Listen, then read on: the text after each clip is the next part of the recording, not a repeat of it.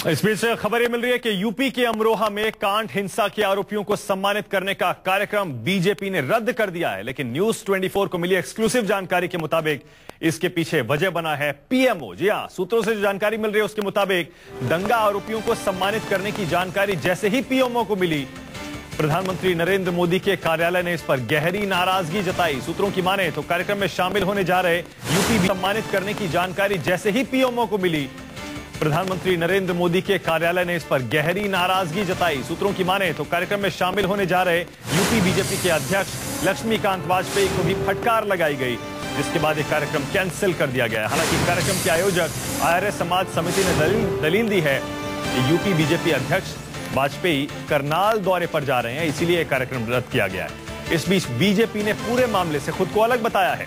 BJP के दिग्गज नेता और केंद्रीय मंत्री रविशंकर प्रसाद ने कहा, मुझे ऐसे किसी कार्यक्रम की कोई जानकारी नहीं है।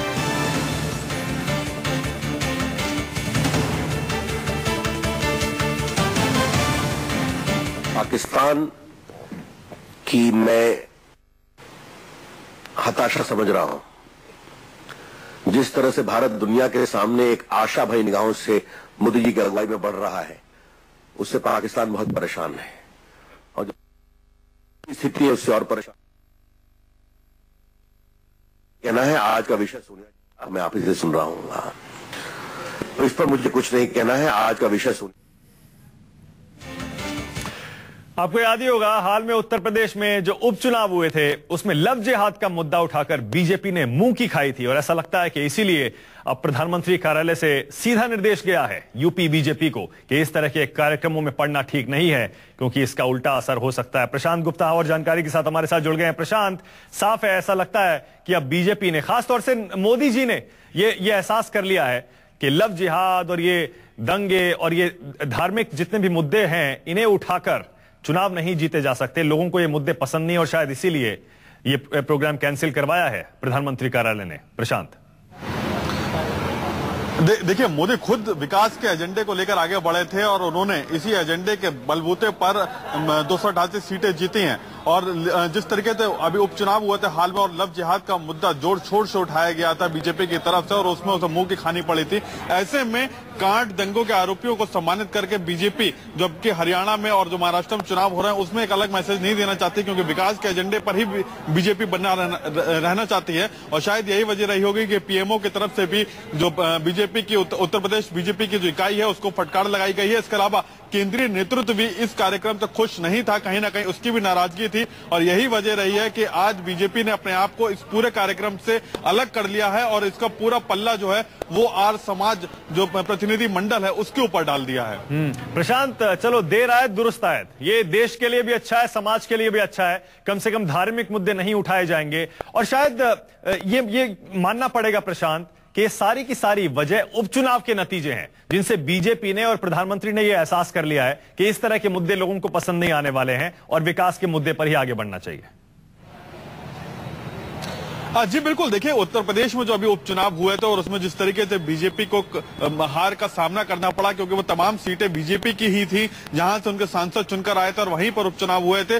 लिहाजा बीजेपी को ये लगता है कि अगर हिंदुत्व के मुद्दे पर आगे बढ़ेगी तो उसको कहीं, अगर आपको याद होगा कि राम मंदिर के बाद भी उसको इतना ज्यादा फायदा नहीं पहुंचा था, इसके बाद जो तमाम हिंदुत्व के मुद्दे पर आगे बढ़ते रहे उस समय भी फायदा नहीं पहुंचा है। तो लिहाजा बीजेपी नहीं चाहती कि विकास के मुद्दे जिस पर उसकी वाहवाही हो रही है या फिर उसके मुखिया मोदी इस पूरे मुद्दे पर दुनिया भर में वाहवाही बटोरते फिर रहे हैं और ऐसे में अगर हिंदुत्व के मुद्दे को आगे बढ़ाया जाएगा और हिंदुत्व के मुद्दे को आगे ले जाया जाएगा तो कहीं ना कहीं उनको नुकसान होगा और इस नुकसान को वो नहीं उठाना चाहते हैं। और जिस तरीके से, क्योंकि उन्होंने अपने फायर ब्रांड के तौर पर योगी आदित्यनाथ को उत्तर प्रदेश में कमान सौंपी थी हिंदुत्व के एजेंडे को आगे बढ़ाने में, वो विफल रहे। इसके अलावा अगर आप बात करें जो राजस्थान में, गुजरात में भी उन्होंने उसका असर देखने को मिला था, क्योंकि वहां पर भी बीजेपी के जो सीटें थी उनमें भी हार का मुंह देखना पड़ा। लिहाजा बीजेपी विकास के मुद्दे पर जुटना चाहती है और शायद यही वजह है कि यहां पर इस प्रोग्राम से खुद को अलग किया उसने। लेकिन प्रशांत, एक चिंता की बात यह है कि उपचुनाव के नतीजे आए भी कई हफ्ते हो चुके हैं, उसके बावजूद बीजेपी ने यूपी में इस तरह का कार्यक्रम आयोजित किया, यानी अभी तक केंद्रीय नेतृत्व से इस तरह का संदेश गया नहीं था यूपी बीजेपी को कि आप इस तरह के कार्यक्रम ना आयोजित करें? कार्यक्रम आयोजित हो गया, उसके बाद जब मीडिया में उसे उठाया गया तब जाके पीएमओ ने इंटरवीन किया। इसका मतलब कम्युनिकेशन अभी भी ठीक से हुआ नहीं था, संदेश गया नहीं था नीचे तक।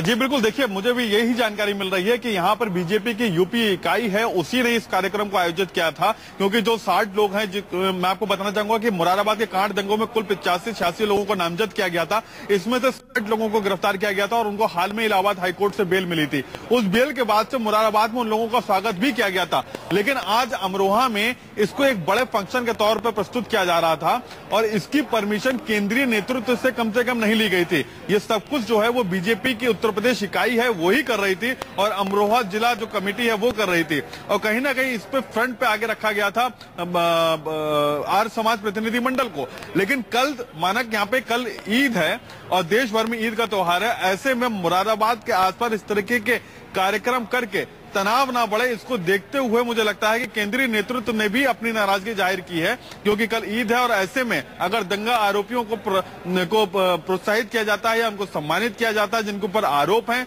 उनको अगर सम्मानित किया जाएगा तो उसका एक मैसेज अलग जाएगा। और बीजेपी नहीं चाहेगी कि इस समय देश के अंदर इस तरीके के मैसेज दिए जाएं या फिर प्रदेश के अंदर दिए जाएं जहां पर उसको एक बहुत बड़ी सफलता मिली है। और इसी को देखते हुए बीजेपी ने अपने आप को अलग किया। वाकई एक तरफ से अच्छी बात है कि बीजेपी के केंद्रीय नेतृत्व ने, प्रधानमंत्री कार्यालय ने दंगा के जो आरोपी हैं यूपी में उनको सम्मानित करने का कार्यक्रम रद्द करवा दिया है। लेकिन फिक्र की बात यह भी है कि यूपी बीजेपी ने अभी तक कोई सबक लिया नहीं है। उसे अभी भी ऐसा लगता है कि दंगा के जो आरोपी हैं उनको सम्मानित करने से राजनीतिक फायदा मिल सकता है। बहुत बहुत शुक्रिया प्रशांत इस जानकारी के लिए।